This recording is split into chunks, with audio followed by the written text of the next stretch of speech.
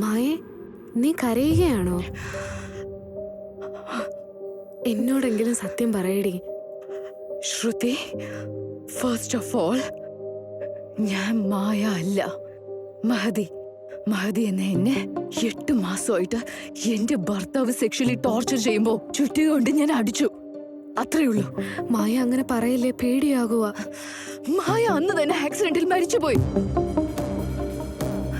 ഇപ്പൊ ഇവിടെ ഇരിക്കുന്നതും നിന്റെ അടുത്ത് സംസാരിക്കുന്നതും ചെറുപ്പം മുതലേ ഞാൻ ആഗ്രഹിച്ചതൊക്കെ തന്ന മഹതിയാണ്. ഇന്ന് കോടതി പോവാൻ പോകുന്നത് മഹതിയാ. ആയിക്കോട്ടെ, ഈ കാര്യമെല്ലാം നീ വക്കീലിനോട് പറഞ്ഞായിരുന്നോ? ഇല്ല, ഇതൊന്നും ആർക്കും അറിയില്ല. മഹതിക്ക് വേണ്ടി ഫൈറ്റ് ചെയ്യാൻ സമ്മതിച്ച ഒരേ ഒരു ലോയറാണ് അദ്ദേഹം. അദ്ദേഹവും മഹതിക്ക് വേണ്ടിയായിരിക്കും ഫൈറ്റ് ചെയ്യുന്നത്. സാർ എത്തി മാഡം, വരാൻ പറഞ്ഞു.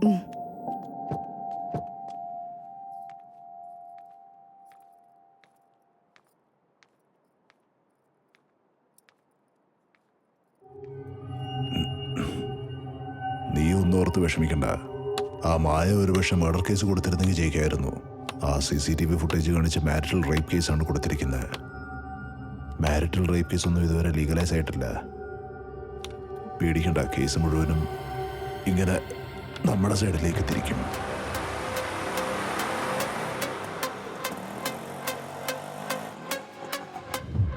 നമുക്കെതിരെ കരുനീക്കുന്നവൻ എത്ര വലിയ കേമനാണെങ്കിലും ഈ കേസ് ഇനി വേണ്ടെന്ന് വെച്ച് കോടതിയിൽ നിന്ന് ഓടിപ്പോണം.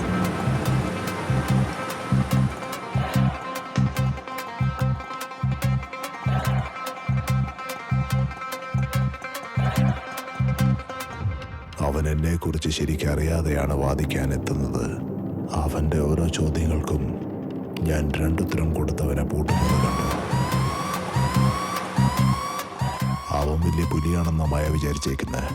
ഇനി ജീവിതത്തിൽ ഒരിക്കലും അവളുടെ മുഖത്ത് ഒരു ചിരിയും ഉണ്ടാവില്ല.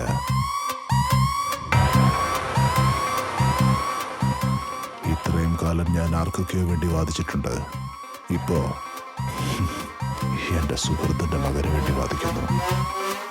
അവളുടെ പിന്നിലെ മേലെ മേധവനാണെങ്കിലും അടിച്ചമർത്തിയിരിക്കും.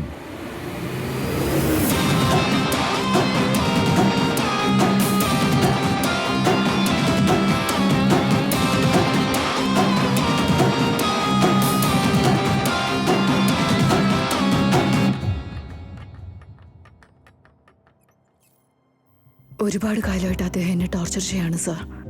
അതുകൊണ്ടാണ് അദ്ദേഹം ബാംഗ്ലൂർ പോയ സമയത്ത് CCTV ക്യാമറ സെറ്റ് ചെയ്തത്. വീട്ടിൽ വന്ന ഉടനെ അയാളുടെ മോഹം തീർക്കാൻ എന്നെ ഫോഴ്സ് ചെയ്തു. ഇപ്പൊ വേണ്ട, എനിക്ക് പീരിയഡ്സ് ആണെന്ന് ഞാൻ പറഞ്ഞതാ. അപ്പോഴും സാരമില്ലെന്ന് പറഞ്ഞ് എന്നെ ഫോഴ്സ് ചെയ്തു. പറ്റില്ല എന്ന് പറഞ്ഞപ്പോ അവിടെ ഉണ്ടായിരുന്ന ഫ്ലവർ വാസ് എടുത്ത് എന്റെ തലയിലടിച്ചു, കഴുത്ത് നരിച്ചു, ഡൈനിങ് ടേബിളിലേക്ക് തള്ളിയിട്ടു. എപ്പോഴും ഇതൊക്കെ തന്നെയാണ് സംഭവിക്കുന്നത്. എന്നെ ഡിഫെൻഡ് ചെയ്യാൻ വേണ്ടി കയ്യിൽ കിട്ടിയ ചുറ്റിക കൊണ്ട് ഞാൻ അടിച്ചു.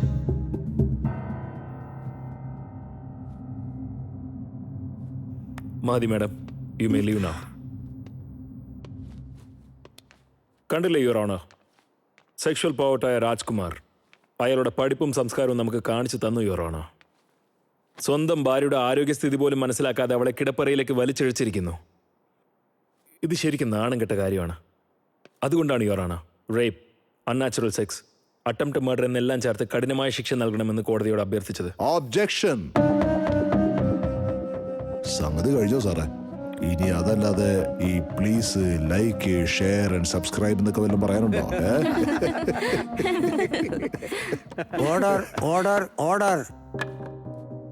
വിശ്വാസ് സാർ നന്നായിട്ട് മോണോലോഗ് പ്രിപ്പയർ ചെയ്തിട്ടാ വന്നിരിക്കുന്നതെന്ന് മനസ്സിലാവുന്നുണ്ട് യുവർ ഓണർ. നല്ല രസകരമായ മോഡുലേഷൻ ആയിരുന്നു അദ്ദേഹത്തിന്റെ. Now coming to the point. ഇന്ന് ഒരു നല്ല പടം കണ്ടിട്ടാ വന്നത്.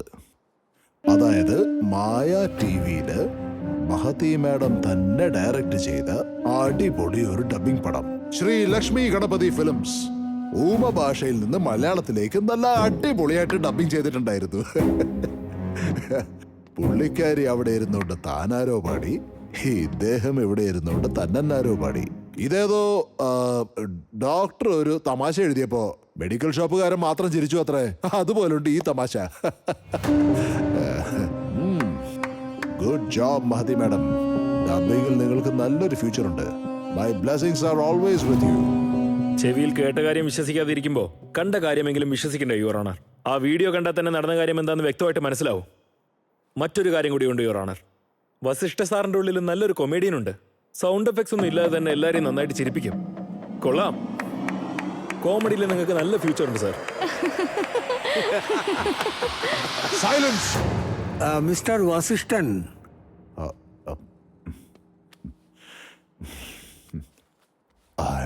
I'm sorry, Your Honor.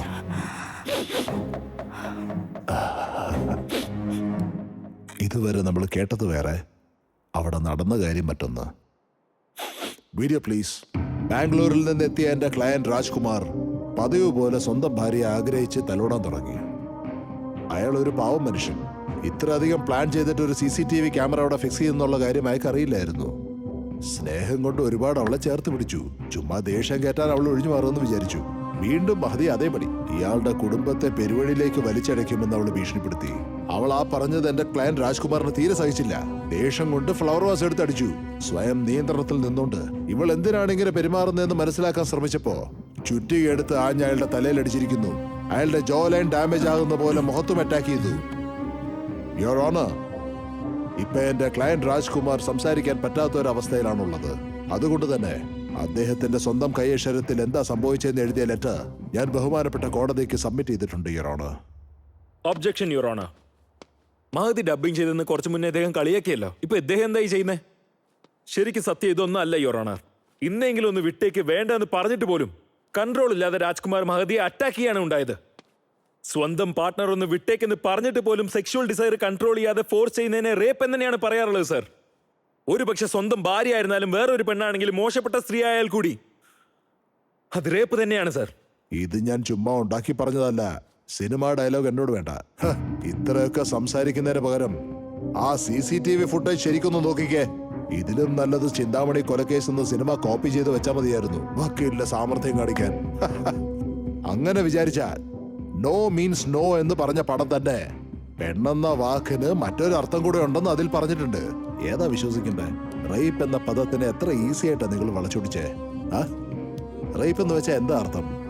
ഒരു കൾപ്രിറ്റ് വന്ന് വിക്ടിമിന്റെ പുറത്ത് അറ്റാക്ക് ചെയ്ത് മെന്റലായിട്ട് ഡാമേജ് ചെയ്ത് ഫിസിക്കലായിട്ട് അബ്യൂസ് ചെയ്ത് അവന്റെ ആഗ്രഹങ്ങൾ നിറവേറ്റിട്ട് പോകുന്ന ഒരു കൃത്യം. അങ്ങനെയുള്ള റേപ്പ് എന്നുള്ള ഒരു പദത്തെ ഒരു പവിത്രമായ റിലേഷൻഷിപ്പിൽ യൂസ് ചെയ്യാൻ എങ്ങനെ മനസ്സ് വരുന്നു യുവർ ഓണർ? ഒരു ഭാര്യയുടെ ആഗ്രഹങ്ങൾ നിറവേറ്റാൻ ഒരു ഭർത്താവിന്റെ കർമ്മങ്ങൾ എന്തൊക്കെയാണോ അതുപോലെ തന്നെ ഭർത്താവിന്റെ ആഗ്രഹങ്ങൾ നിറവേറ്റുക എന്നത് ഒരു ഉത്തമ ഭാര്യയുടെ കടമയാണ്. ശരി സാർ, നിങ്ങൾ പറയുന്നതെല്ലാം ശരിയാണെന്ന് തന്നെ വെച്ചോ. രാവിലെ എഴുന്നേറ്റ് കോഫി ഉണ്ടാക്കുന്നത്, 3 നേരം ഭക്ഷണം വെക്കുന്നത്, വീട് വൃത്തിയാക്കുന്നത്, രാത്രി കിടപ്പറയിൽ സുഖം കൊടുക്കുന്നത്, ഇതെല്ലാം ഭാര്യയുടെ ബാധ്യത തന്നെയാ. പകരം ഭർത്താവ് ജോലിക്ക് പോകുന്നത്, സമ്പാദിക്കുന്നത്, കാശ് കൊടുക്കുന്നത്, സ്നേഹിക്കുന്നത്, ഇതെല്ലാം ഭാര്യയ്ക്ക് കൊടുക്കുന്ന ശമ്പളം അല്ലേ സാർ? അങ്ങനെയല്ലേ? ഓക്കെ, അതാണ് റൈറ്റ് എങ്കിൽ, അത് തന്നെയാണ് റൈറ്റ് എങ്കിൽ അവൾ ചെയ്യുന്ന ജോലി വീണ്ടും വീണ്ടും ചെയ്യണമെന്ന് വിചാരിച്ച് സ്വന്തം വീടൊരു ഓഫീസ് പോലെ കരുതി അതിനകത്ത് വേണ്ട വേണ്ടെന്ന് കെഞ്ചിയിട്ട് പോലും ഇതുപോലുള്ള ആൾക്കാരാണ്, ഇങ്ങനെയുള്ള ആൾക്കാരാ ഓഫീസിൽ ബോസ് ആവുന്നതും ഇത്തരം സിറ്റുവേഷനിൽ sexual harassment at work place എന്ന് വിളിച്ച് കൂവുന്നതും തെറ്റ് തന്നെയാണ്. ശരിക്കും തെറ്റ് തന്നെയാണ്. ഇദ്ദേഹത്തിന്റെ സമതല തെറ്റിയെന്നാ എനിക്ക് തോന്നുന്നത്. പുള്ളിക്കാരൻ എന്താ പറയണെന്ന് പുള്ളിക്കാരന് തന്നെ യാതൊരു പിടിയില്ല. ഏതോ ഒരു കാരണത്താൽ എന്റെ ക്ലയന്റ് രാജ്കുമാറിനെ അറസ്റ്റ് ചെയ്യണമെന്നുള്ള പിടിവാശി കാണിക്കുക എന്നുള്ളതല്ലാതെ എനിക്കിതിൽ യാതൊരു ക്ലാരിറ്റിയും തോന്നുന്നില്ല. അവിടെ ഇരിക്കൂ. Objection over rule. Mister Vasishthan, you continue. Thank you your honour. Your honour, കാശും സെക്സും ഒക്കെ ലോകത്തിൽ ഏതൊരു മനുഷ്യനും വേണ്ട ഒരു കാര്യം തന്നെയാണ്. പക്ഷെ അതിനുവേണ്ടി വാശി കാണിക്കുന്നവരെ പറ്റി ഇത്ര നീചമായിട്ട് സംസാരിക്കുന്ന എന്തിനാ ഇവിടുത്തെ ജനങ്ങള്? അങ്ങനെ ബലിയാടായവരിൽ ഒരാളാണ് എന്റെ ക്ലയന്റ് രാജ്കുമാർ. ഇതിന്റെ ഫസ്റ്റ് കൾപ്രിറ്റ് ആരെന്ന് ചോദിച്ചാ സോഷ്യൽ മീഡിയ. അത് കണ്ടുപിടിച്ചതിന് ശേഷമാണ് ഈ സംഭവങ്ങളൊക്കെ കൂടിയത്. പോസ്റ്റ് ചെയ്യുന്ന ഓരോ വ്യക്തിയും ലോയറാണ്, കമന്റ് ചെയ്യുന്ന ഓരോ വ്യക്തിയും ജഡ്ജിമാരും, ഓരോ വീടും കോടതിയാണ്. ഫേമസ് ആകുന്നത് ഇങ്ങനെ ഞൊട്ട വിടുന്ന പോലെയാ.